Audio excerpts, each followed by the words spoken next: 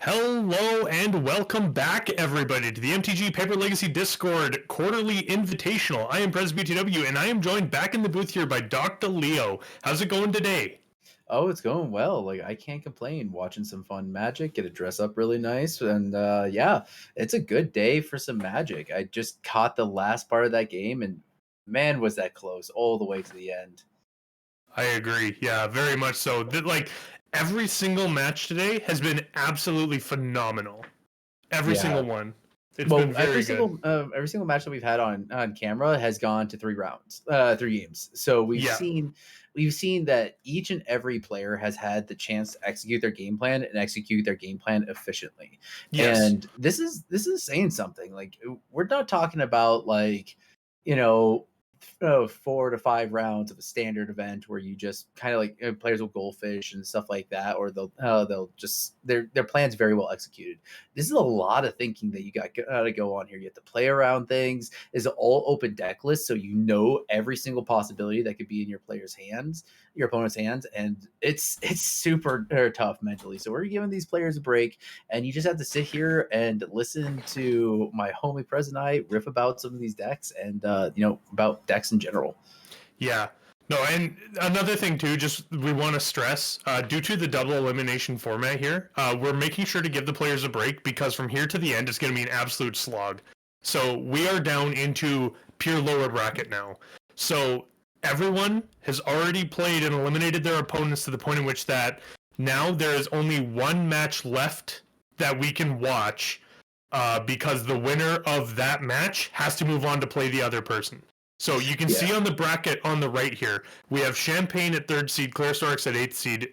So they're going to be our next round that we watch, right? Quirios and Tensai are both going to have a break for this round, because they need to play the winners of the previous round. So the winner of Champagne and Claire Storks are going to play against Quirios. Then the winner of that match has to play against Tensai. Now, Tensai is on the top of the winner's bracket, so he hasn't lost yet. Which, of note, Raid boss status. raid boss status, yeah. So, of note, Tensai last invitational was in this same spot.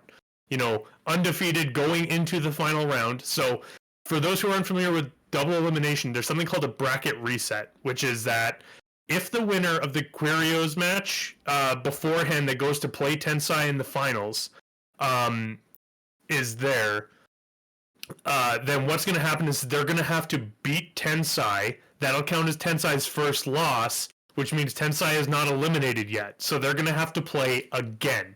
So whoever in the lower bracket plays against Tensai must beat Tensai 2 matches in a row in order to actually win the Invitational. Yeah, and this way it's kind of a slog once you get sent to lower bracket, but I mean, both of these players have the capability of doing it. So Oh, Champagne, anyone here is more than capable of doing it. yeah. So we got Champagne. Who's gonna be on the play this one? I think, yeah, Champagne's on the play. With It's actually, as soon as you move to the lower bracket, your seeding doesn't matter anymore. okay, yeah, it's a Yeah. dice roll. So Champagne, we got green white depths, and Clara, we got the Esper mentor package. So both of these players have a lot of game plans here that can be interfered with. So definitely combo deck is going to be the more aggressive, especially in game one. We got 4 Swords to Plowshares to support that package and like get through like Baleful Strix, as well as the fact that I'm looking at Sajiri Step in this deck. Like Sajiri Step is going to be the all-star is what I'm thinking.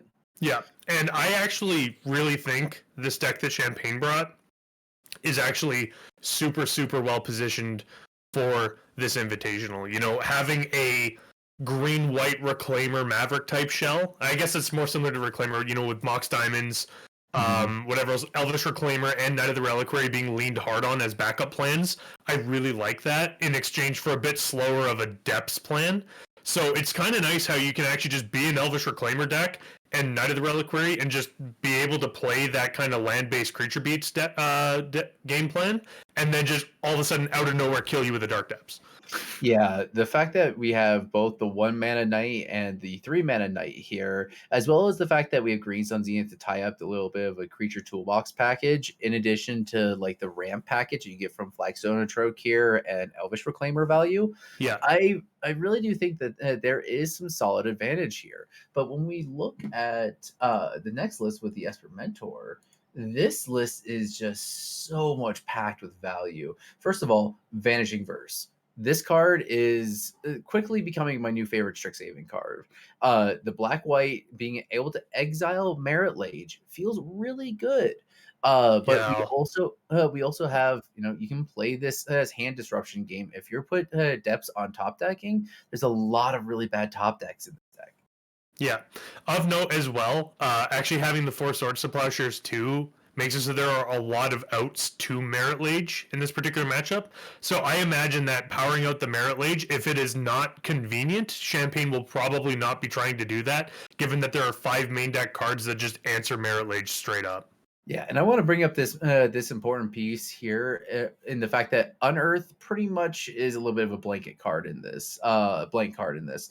You were talking about it in the last game, and I love Unearth. Unearth is one of those cards I've been playing with a lot in Legacy. I've been trying to make it as broken as possible in Legacy. It's one of my favorite things to Unearth and Uro for just absolute value. Yeah. But in this matchup, it's pretty much just going to be like a 2 mana cycler. It's one of those things that since it's the primary source of removal in both cases is Swords to Plowshares, like unless something gets ripped from your hand with oh wait, no, there's no hand disruption spell. So unless something gets abrupt decayed, it's like you're at this point, Unearth is kind of just like a non card. But with the 3 abrupt decays main board in this, I do like that card in this matchup. This card Yeah. in this matchup is huge. I actually like the Unearth more from the perspective of it buys you a block. That you Yeah, can just block a creature and then come in that's as true. well, and then rebuy it as well. Because you could just block with a Monastery Mentor, pump, trade with an Elvish Reclaimer, and then just unearth it again. Seems pretty good. Yeah, you're not wrong. Unearth does get a lot of value from there, and it's not as effective when you're talking about a deck that's using their primary removal condition is going to be Lightning Bolt. When they have Lightning Bolt for their win condition, Unearth just feels good. Like one of my favorite things to do is to if lead off with the creature that I want, expecting for it to get Force of Willed, and then just okay, unearth it. It's just, oh, it feels so bad. Just a little bit of a gotcha. Yeah, exactly. But when we go up and look at this top bracket here, what do you think about 10 size matchup versus? Oh, no, sorry. We need to talk about Quirios. So, Quirios being on this 4-color control list, uh, I have to say, I like 4-color control against any of these matchups, or Champagne or Claro. Yes, I do as well. The deck seems super good. It when I first looked at it, I was like, "Isn't this Esper Mentor?" And no, it is not at all.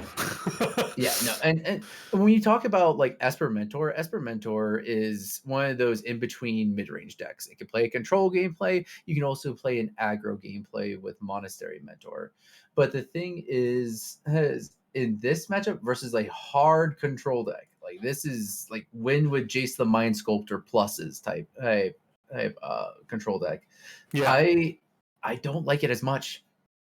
Like your unearths get blanked by the Swords of Plowshares as well as the Clinked Dust, and as well as the fact that Kaya plus Hole Breacher, like 3 Fairy, like it's a really stacked 4-color control list. yeah, for sure. Okay. And then we look at the 4-color control versus Green White Depths. I don't see any sort of favoring there either. Um, yeah, it's. I'm not entirely sure on that one. The amount of options that is in Quirios' deck to deal with basically anything, I think is fine. I actually think, given Claristorix's ability to kind of go wide, I actually think that they might be a little bit favored in that regard. That being said, though, Champagne can still just make a Mirror and kill you. Yeah, that's true. That's honestly true. One thing that we don't see here when we talk about this green white depths list, though, is there's not like a land toolbox. I mean, you got a Caracas and you got a Sajiri Step. Yeah. and then you got the depths package. Oh, there is a Bajuka Bog in there, but I'm also not seeing like a Field of the Dead or anything like that. Yeah. Like Field of the Dead is a really solid card to beat up on these control based decks. And so if you think that you can go long, like the Field of the Dead just grinds so hard. So if we're talking about the depths matchup in versus control, I think control has the edge there as well. Yeah, definitely. Um, I I'm not entirely sure on this one. I think that Quirios is going to be very well positioned, but at the same time, I think it's fully winnable for Champagne or Clara Storks in order to take Quirios out in order to make it down to fight Tensai. Oh yeah, either way of these matches are fully winnable. The only thing that I'm trying to see is like who has the edge. Like if we have a 45-55 type matchup, do we have anyone that's 60-40, stuff like that? I don't think any of these have the specific edge, and in fact, I would give 55 to Quirios on all against either of these matchups because I think this the removal in this 4-color controllers just line up so well. I agree. Yeah. Um. Hmm. So Hmm. we're coming here into our first game, Clara Storks versus Champagne. And do we have a dice roll off result? Clara is on the play. Yeah. Clara Storks is on the play, which is where you definitely want to be. I would imagine. Oh, Champagne's got to be worried about tilting back there. Also, of note, just as a quick reminder there, for anyone who's worried about cheating or ghosting or whatever else like that, A, why, and B, your opponent only sees as much as you do. So when what we see here for Clara Storks and Champagne is exactly what they see as well. That's the only way that you can see the cards. So if you tilt your cards forward on the camera, that's how your opponent's going to see what's in your hand. That's the only way you can ghost is basically if you do it to yourself. Yeah, this is an MTGO type stuff. Yeah. Like, uh, so this is a really strong start. Is the Mox Diamond Ooh. start because This, it gets you set up on 2 mana, and it also fixes your mana, and it also puts a land in the graveyard for what's called Reclaimer. yes. Which this is a phenomenal start here too, especially given that next turn, depending on what Champagne plays, if he's got another land, he can just go and reclaimer it away to go get the Dark Depths. You Oh want to my talk about goodness. like perfect? I was going to say perfect removal targets. I'm Swords of Yeah. Plowshares or like Fatal Fatal Pushing that. pushing that immediately, which we see Clara Storks do, rightfully so. Grabs Yeah. Underground Sea. I was just about to bring that up. This is a 3 wasteland deck. So off of 3 wastelands, I could aggressively fetch. I could see aggressively fetching any duels. You're gonna overpower that. You're if I remember correctly, the mentor list runs 6 duels. Um, Tundra, yes, there Underground are Sea, 6 duels in the Trailblaze. mentor list. Of note as well, I do not see any Life from the Loam in Champagne's deck. Yep, no light from the loam. So these Himdatrox are very free. The way that Champagne gets the card advantage, the lands back, is through the one of Ramidop Excavator that's in the deck. Well, to be fair, there's also 4 Green Suns needed to find them all, but like, so 4. Okay, so it looks like And you have one. 2 on the end. So there's Abrupt Decay and Source Supply. Ooh. Those are good hits. Oh, goodness. Ooh, if I'm Claro right now, I'm knowing the deck list, I'm slamming a mentor next turn if I have it. I'm not gonna play shy. I would go straight aggressive and Yeah. just try and beat face. Taking out 2 removal spells there is huge. Of note, you also did not hit land, so Champagne more than likely has a land unless he kept a super land light hand. Yeah, which honestly that can happen when we talk Oh, is about this these just deck lists. Safekeeper pass? Oh no. Ooh, ooh, Ooh, that that ham was him. good. That him did some damage. Oh wow. Okay, yeah. If I'm Claro, I am 100% slamming a Monastery Mentor here if there is one in hand. Yeah. Because if I have this much of a stumble, so I want to point this out, and this is something that I read on the not read I listened to on the Eternal Glory podcast. Esper needs to close the game fast once you, create a hole.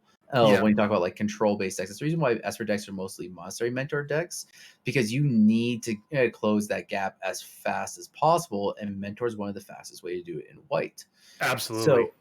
So we see here that this is an awesome turn. You know that your opponent has missed land drops. You know that they just got rid of two spells that are removable. You have perfect access to the deck list. I'm slamming a Mentor here. I'm slamming a Mentor, putting on the pressure and going as hard as I can. Absolutely. I think that's a good thing too, and it just goes to show the power of Monastery Mentor as well, especially with free cast spells. Because if there's a Mentor out, you have to be very conscious that any spell you cast could be countered just for value. By the way, I'm also 100% Swords to Plowsharing this. Yeah, make them sack the land. Make them sack the land. Yeah, that's it, Claro. Oof, this is a very rough start for Champagne. Wow, this is fucking savage in the best kind of way. Oh yeah. Well, this is why we talk about Hymn to Turok. This is what you get in Legacy over Modern. You don't get Hymn to Turok, you don't get Wasteland, you don't get Caracas, stuff like that. Yeah. Things that are major powerhouses that also provide a tempo advantage. Like for instance, and it's legendaries. Like there are powerful legendaries in yes. Unsummon the Mox Diamond. Bounce the Mox Diamond. Do it. Do it. Wow. Let's see. What are we doing? Floating mana. Looks I saw a Mox Diamond in hand. Okay. That's a This is in response to the Teferi. Okay. This is with it on the stack. Yeah. What would you get here, though? This is so rough. I'm. Oh, get a Flagstones. I like that a lot. That'll play. That'll play. Yeah. Yep. Down tech. Bounce that the Mox Diamond. Oh, that's brutal. Oh. Yeah, that's upsetting. Yeah, and 100% get in for damage. Yeah, you definitely need to for sure. At the same time, Champagne's in a real bad spot right now. Caracas. Oh, no green mana. Actually, I was singing the Caracas just thinking Merit Lage, but no, Caracas is not gonna. In this case, it's not gonna hurt Claire Storks any. Yeah, Caracas does literally nothing besides Jace Vryn's Prodigy, which meh.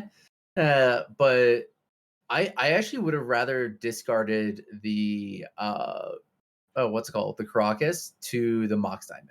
Yeah. So here we go. Here's land number 3, and of note, a green source. Yeah, my question is, why did you not attack? That attack was so free. I'm not entirely sure. And we are seeing counterspell of some kind. Claro fetches in response. Are we getting a 5-mana Force Will? I hope so. A 5-mana Force Will? Please do. Let's do this. Yes! Yes! For reference, we are not cheering specifically because we want a specific player to lose. We are cheering just because this is just the most brutal ways to play Magic right now. Yeah, this is full garbage time. This is full just like, I'm going to 5-mana Force Will you and make land drops and, beat you down with my Baleful Strix. Yeah, anemic beats, let's go. As a Painter player, I've been on the giving end of anemic beats a lot. I have been on the receiving end. Yep, 2 Mox Diamonds. No, nothing. Ow! Just has everything. 1 card in hand, Teferi. At 3. I still think you need to keep on attacking, dude. Like you need to kill the life total at some point. Yeah, gets planes. All right, come on, Claro. Can we please get an attack? Oh, pays 3 for of Mind. Is that a sorcery or an instant? Teferi plus. Oh, okay. Yes, thank you. Yeah, and Champagne just scoops it up. Champagne sees the writing on the wall, and I can't fault. Oh, Knocked a bunch of stuff I over caught there. the orchids. I caught the orchids. There you go. Anyway, yeah, so Champagne's going to scoop up that one. We are moving on to game 2 here. Clara Storix taking down game 1 and absolutely decisively. Just completely dismantling Champagne's entire game plan front to back. Just very all over the place there. So if we move on to sideboards here, while Doc's just cleaning up over there, if we go over to Champagne's sideboard, we got 2 copies of Choke, 1 Collector Oof, 3 copies of Deafening Silence, 2 Force of Vigor, 1 Gadok Teague, 2 Plague Engineers, 3 Surgical Extractions, and a Veil of Summer. I bet you're all happy that I was wearing pants when I stood up. Go into a meeting in your underwear. Oh yeah. Oh no, I learned when I started working from home. It's like you don't risk it. You don't risk it. Exactly. So when we talk about like sideboards here, we were just talking about Claire Stork or Champagne. Champagne sideboard there. Champagne sideboard. Okay, so I actually don't mind a 1 or 2 of Deafening Silence. I actually agree with you there. I think it's really good, and the tempo play is huge. Yes. Yes, I fully agree. Gaddock Teague, I think, is a great Green Sun's target here that shuts down Force of Will. Though if you're keeping Force of Will in this matchup I don't know if you really need to go that far. I do like Plague Engineer here because it's a body that positively trades with a knight. Also, you can name Monk, and it's very good. Yes. Sorry. Plague Engineer, Monk. I was thinking about the other side.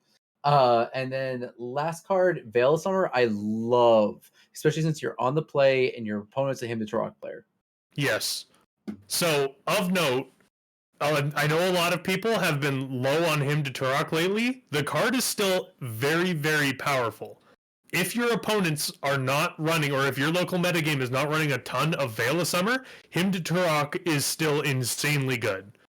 Yep. Because basically the only card that it's bad with is Veil of Summer. Well, actually, I should rephrase that. Veil of Summer is the only card that actually gains you card advantage against Hymn to Turok. Yeah, it is very good. I still always pack 2 in my sideboard if I'm playing green. I think it's a solid card in so many matchups. I really, really like Veil a lot. And that's coming from a discard player. I play a lot of discard and always feels bad. Like I think there's an on camera on our YouTube when I flashback Cabal Therapy with a Seagate Stormcaller, my opponent goes Veil. And I go, cool, I lose. Yeah. I was able to win that match, but that's because my Storm opponent had a very anemic draw. But it was that felt so bad. Yeah, I definitely. And Veil of Summer can be a complete blowout. Fun fact, I have a High Tide deck that I play on the side, and it's very funny because people are always like, yeah, I'll just Veil of Summer, you can't blue stun me now. I'm like, cool, Aetherflux Reservoir, kill you? Yeah, I have seen that kill. Like, it's dope. It's so funny. Aetherflux Reservoir is one of those untapped secrets in like Legacy that needs to happen. Like, Yeah. get the Dice Factory game going. But Oh, yeah. on the opposite side, for the Esper Mentor sideboard, we got 1 Quarter Grace. Meh. 2 Flusterstorm, 2 Fracture, 3 Meddling Mage, 1 Nile Spellbomb, 1 Null Rod, 3 Plague Engineers, and 2 Surgical Extractions. What are you liking here? I am a huge fan of Surgical Extraction given these specific types of matchups. If you're able to hit a Thespian Stage or a Dark Depths off of a Mox Diamond or a Sacrifice one of those cards in any capacity, you can just exile it and completely turn off that entire game plan. That said, you still have to worry about the Knights and whatever else, but at least they die to stock standard removal. Yeah, you're not wrong. I would also like to point out there is another Slam Dunk card in Champagne sideboard with a 2 of Choke that was hiding at the top of my screen. Yes, Choke is very, very good. Doesn't stop Monastery Mentor, but it stops everything else. Choke needs to come in immediately. Yeah. But when we talk about like this also for the Esper Mentor sideboard, do you bring in Fracture? Because it's like a really just solid removal spell for things like Choke, and also it's a solid removal spell against things like, as we saw, taking off the Mox Diamond was really good. Yeah. Potentially. Apologies everyone for audio issues there. I'm trying to look into my mic settings here. So Yeah, no worries. I'll riff on this real quick, but yeah, if you could, sorry about that. no worries, dude. I got it. So I actually kind of like the fracture here because there's enough targets, but the problem is just like looking at the cards to take out. Fiddle Push is still alive because unlike traditional Turbo Depths or Rainbow Depths, you don't have just like the only target being Vampire Hexmage. Um, but I have to say, like, there's enough cards like Force of Will and Force Negation that I don't like in the matchup. That Yeah. might not be the best. Yeah. But looks like we got the players back here. Yeah, game 2 is already underway. Hopefully Okay. my microphone's a little bit better now, I hope. Hopefully it's not too quiet. Yeah. So no, starting off here, Champagne leading off with Flagstone's Go, I think is actually one of the weaker starts here. We don't have a Mox Diamond, we don't have a green source, we don't have anything that like proactively executes the game plan. But that being said, I betting there's a Sylvan library in hand. Mm-hmm. Yeah, if there is a Sylvan Library, I think that could be very good. We're just gonna play a second Flagstone's Legend Rule. So Uh floating mana. yeah. I don't mind this. Yep, goes and gets the Savannah. Nice. Yeah, I don't mind this at all. Honestly, the fact that you can ramp yourself a little bit. I mean, that's the power of the Reclaimer is the fact that you can ramp yourself with it. Uh, Yes. but like, this seems very slow right now, Mm-hmm. and I think Claro wants to be playing this slow game. I don't think Champagne wants to be playing this slow game. Yeah. I think given especially so all colors are on now. We have multiple green sources. If this is a Knight of the Reliquary, ooh, this is pretty good. I mean, you Uh, say that, but of it's a note, naked knight that's that's probably gonna get fatal pushed here. it could be, yeah. With the fetch land, it could be pushed, but at the same time, that's just kind of it. Is that most of everything that Champagne plays is a naked threat, right? Hmm. Exception being Merit Lage that only Okay. dies to Swords to Plowshares, but Okay, I like this. Claro's prioritizing fetching out basics. We did see that the Hymn to Turok is still in the deck because I saw one while shuffling, yeah, but understanding that you probably are not just going to be slamming Hymn to Turoks in this game, knowing that Veil could possibly be in hand now. yeah. I think that's a good point, and especially given that this is open deck list. Everyone knows every card that's in each other's deck list there, so we're gonna see a scrubland now, and just Importantly, Scrubland doesn't pass. care about choke. No, does not. That could be it as well. I wonder if he's just playing around choke. Because if he's playing around choke, he already has a scrubland in hand. Maybe doesn't want to fetch 2 scrublands, just given the wastelands are there. And the other thing as well is he needed 2 swords. Okay. So crop rotation is potentially lethal on end step here. Crop rotation can be lethal on end step. Choke. Oh, Let's go. there's the choke. Now, if you're Claro, do you really care? Because you don't have to force this or anything like that. You just have to hit it with fracture. Ooh, Or vanishing vanishing verse. verse. That works too. That plays. Okay. That's not bad. I like that. And it's still in the yard, so you can still use it for things like Snappy. Yep. And of note too, um, vanishing verse being an answer for merit lage that doesn't gain your opponent 20 life is massive. Yeah. Honestly. I need to get a couple copies of this card. Is it expensive? I don't know. It's a rare though. Yeah, you're Dark not depths, wrong. natural dark depths. Let's go. Oof. This game is not taking very long at all. Oh, there's an extended art. Oh, okay. So regular copies are already going for 228. Extended art going for $4. Get them all It's you not bad. can. You're gonna spike after this tournament. Yep. Cling to dust. Interesting. It gets you above 20 life. Yep. Draws a card. But definitely go for the.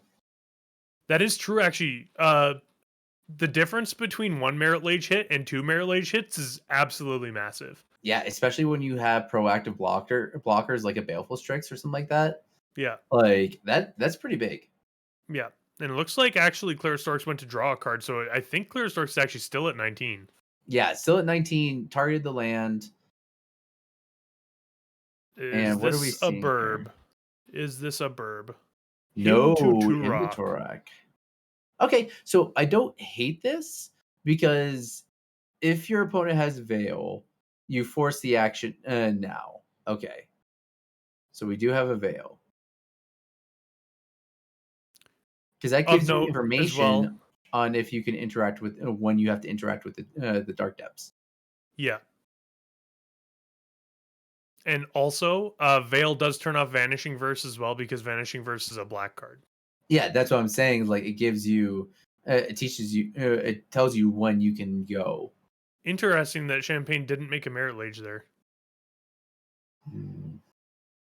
Hmm. I don't know about that though. Making a Merit Lage into 3 open mana. Yeah, I definitely think there's risk involved with it. I'm not entirely sure what the other plan is here too. I actually kind of like not blowing it right now, just because that you know that there's surgical extractions, and if Claristorix is thinking the same way I do, if you lose this Dark Depths and Claristorix is able to answer Merit Lage, and then you get your Dark Depth surgical, this entire line is off. Yeah, I would definitely if there is any amount of counter magic in hand, I would definitely use it right now because this is going to go find Sylvan Safekeeper. I guarantee it. Yeah. And if this goes find Sylvan Safekeeper, which it's resolving, so I imagine this is going to be, as you said, a Safekeeper. Yep. So Merit Lage will be coming down, and Champagne will have 4 lands to sacrifice to protect this Merit Lage. Okay, so here's the trick that I know about with Sylvan Safekeeper versus Depths. You have to pressure the Safekeeper, force them to sacrifice the lands, and Yeah. if you have the removal spell, fire it off right now. The reason why you fire it off right now is because it then forces them to act on it. Oh wait, no, we got the 2 tap lands. There's also a Flagstones as well. Oh yeah. There's a flag. There's a flagstones. Oh, never mind. Oh, this is difficult. This Safekeeper is actually good. Yeah, the Safekeeper's in a real good spot right now. Especially Claristorix is going to want to activate this now, because if the Flagstones goes to get another Plains, it'll come in tapped, which means that Champagne won't be able to activate the Thespian stage. So actually, I guess if Champagne sacked the Flagstones now, even then I'm pretty sure Champagne would be more than fine just sacking the Plains in the Bayou if it's on Champagne's turn still. And then Mhm. at the end of Claro's turn is when you're going to end up making the Merit Lage. So you're going to float the mana here. Yeah.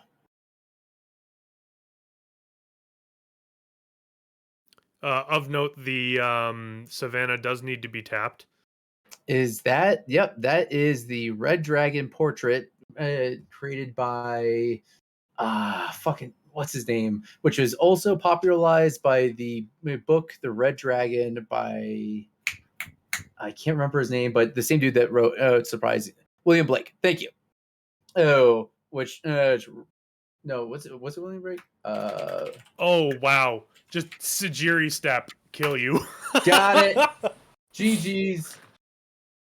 Wow. That was a very fast game, too, there. So Champagne's going to even it up here, and we're going to go back into game 3 here now. This is exciting stuff. Thomas Harris. Thomas Harris. That's who wrote the book. Yeah, the Red Dragon. I appreciate that token a lot. Nice. That's a good nod to a wonderful crime drama, crime thriller. Which, if you have never read the Red Dragon, highly recommend it. I personally am a big fan of using this card as a Merit Lage token, a Tojiga's VMAX. Just big old chunky boy, Big old chunky flyer. chunky flyer. So, Yeah. play versus draw. Do you change anything here?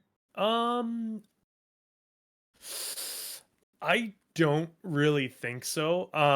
If Claristorix wasn't thinking about it before, I could potentially see the fractures coming in now. You know that there's Sylvan Library, you know that there's Choke, you know that there's Mox Diamond.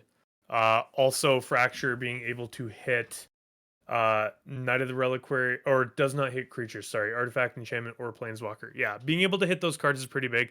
Maybe not being able to hit creatures isn't worth bringing it in. But I mean, you already saw the choke. I think the fractures are worth it. Like honestly, yeah, then looking there we at go. Champagne sideboard, I think everything is still solid. Yeah. I And that also, Ballig Bent, you are 100% correct. Tentacruel is the best Mirror Age token. I agree. Oh, that's good. That's good. I like that. Flying spaghetti Eldrazi spaghetti monster. Yeah. So if you're enjoying this whole thing, come join us on the Discord. Exclamation point Discord. In the chat, we'll get you a link to come join, play some games, hang out, and yeah, like honestly, like it's just a good place to be playing Magic. Like Legacy is the best format in Magic. It has the most interaction. It's the most fun. It is the most. I. It's just the good times. And now you can play it at home, convenience, no reserve list requirements as needed. We're big Proxy friendly. proponent of proxies. Yeah, come join us and have some fun. Yeah. And as well, we do also offer weekly challenges, which are every Saturday and Sunday, except for today, of course, because we're doing the Invitational. Every Saturday, every second Sunday, I should say. The Saturday events are North American timed, starting at 1 p.m. Eastern Daylight Time or Standard Time, and then in on Sundays we have the EU APAC timed events, which start at, I believe, it's GMT supposed to be plus 10 GMT in the yeah, wintertime, and then I believe it's 11 BST or something like that right now. Either it way, flips. it's timed for over there. It starts at 3 o'clock in the morning for me, regardless. So, Yeah, yeah, exactly. So it's really good times. Like our events are fun. We also have our Tuesday night Legacy Fight Night, which yes, honestly we have. I think those are the most fun because of the fact that that's where people bring like the fun stuff that they just want to show off on camera. We have our standard PvP events. We have our meme night. We have some other themes that we've been working on. Including we did foods recently. that was so Mod fun. mod fights also a good one. If you have a mod that has a beef, you have a beef with, you could just call one of us out and play a game. Like it's a good time. Like Yeah, I like it, and I think the community really likes it as well because it has become a rapidly growing community. We have over 2,400 players now, and like it's just really cool to see that how much it's grown since it started. yeah, and thank you all so much for being a part of it too. It really makes what we do worth it. We put in a ton of work behind the scenes making events, especially like the Invitational. Invitational is an all hands on deck event. So, Yes, T-Ness, thank you Tina's very thank much for the follow. And special shout out as well to McDiff running the stream today, especially because it was a last minute event. Mr. Jack Dax, I hope your house hunt is going very well. Yeah, So, but yeah, thank you, Mike. We really appreciate you, dude. And if you want to hear more from like myself, this guy below me, and well, our stream tech is kind of in the middle of streaming right now. We do also have a podcast, exclamation point podcast. We'll get you a link to the Spotify, and we're all hosted everywhere. And it's a pretty good listen. We talk about the format. We talk about we talk about our invitational. We talk about recent events. We talk about. I went on a like 20-minute rant about my favorite deck in Legacy right now, and yeah, it was great. It's just a fun place. We always have something that's building for the community. yeah. Bubba Gump, Bubblegum, thank you very much for the follow. yeah, we're just fun together, dude. But Yeah. ooh, okay. So Claro did have the follow-up land post Wasteland, the Yes. Champagne. Of note though, that's a blue and a white source, and the only Tundra gone. There's only Ooh, one Tundra in Claire Storks' deck. uh, what's the pitch? Just okay. Diamond Dryad Arbor. I like that a lot actually. Flagstones. Oh man, if this is a crop rotation on Instep, oh my goodness. Oh no, we're just I paying two. Green Green Sun. I Sun was for about to say one. I would like to see a reclaimer here. Yeah, Like reclaimer sets up so much for game for the next turn. yeah. Elvish Reclaimer. Oh, Oh, did he change his mind? are we not getting a reclaimer? I think a reclaimer is 100% the go for here. Yeah. Not exactly sure what's going on there. Just scoop the card back. Resolves, gets climber, gets reclaimer. Oh, Gets gets the special reclaimer. oh, Okay. this has to be the special reclaimer. I am sorry. It's probably got one of those Planeswalker foil stamps. Yeah. Oh wait, forgot he cut it. Gets a normal reclaimer. You know, Uh, Champagne, I understand completely. I have my special lands that I fetch. I have my one special card. I have my box topper Leovold that never leaves my deck box. Like 100% understandable, dude. You gotta have your special cards. oh yeah, definitely. And that's another thing too, specifically about paper magic, is paper magic allows you to have said special cards. Oh yeah, oh yeah. And Oliver V in the chat. Oliver got a little practice with a green white reclaimer list. More of a fair mid rangey version, not the dark depths version, but like this is in Oliver's wheelhouse. So Yeah. Some of the table ooh, talk there, Claristork's missing land drops and Champagne going, oof, that wasteland was good after all. dude, honestly, wastelands. This is why I say modern needs wasteland. We need to see, hey, these greedy mana bases are casting 4 and 5 colors worth of bullshit. Just be punished. I I am of the same thing where I think having the greedy mana bases would definitely be good. However, my biggest thing when Astrolabe was legal is Wasteland not being a good card, I think is a sign of not a healthy meta, to be totally honest. Yeah, you're not wrong. You're Like not wrong. when you can jam 4+ colors at no cost, that's absolutely absurd. Oh yeah. Oh, thank you, Scoreful Egotist, for reminding me that Ren and Six still exists in modern. Yeah, that is a good point. As long as Yeah. Ren and 6 is legal, you definitely shouldn't. Oh, and Claro Oh, showing the hand in concession. oh my Oh, that was good goodness. Wasteland. That Oh, that was Wasteland really good was Wasteland. backbreaking. And there's still 2 mystery cards in hand too. Oh, that Wow. that was backbreaking, and that is GG's, everybody. Champagne taking it down to advance into our last finals. This is the lower bracket finals that we have coming up, and I have to say, Champagne taking that down was a bit of a surprise for me.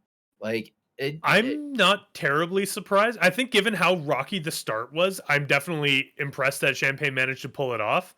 However, I'm not gonna lie, I actually like Champagne's shot towards the top here now. Like oh yeah, really a lot. oh yeah, I think this is a fantastic deck to be trying to run through a control deck and then elves with. yeah. I Largely agree. be largely because I think that if Quirios ends up fighting Tensai, the Allosaurus Shepherd is going to be absolutely MVP in terms of making sure that nothing gets countered. Yeah. So we are going to take a short break here as we get. Oh, Judge Dredd, thank you for the. Sorry, Judge Dredge, thank you for the follow here. And we are going to take a short break as we get our next round set up and get everything ready for our lower bracket finals leading up to our grand championship. So stick around here to find out who it is. Yeah, I will be piecing out here, and Oliver V will be taking my spot. So I will see you all later, and thanks so much for hanging out at the Invitational today. Thank you, Prez. Appreciate you.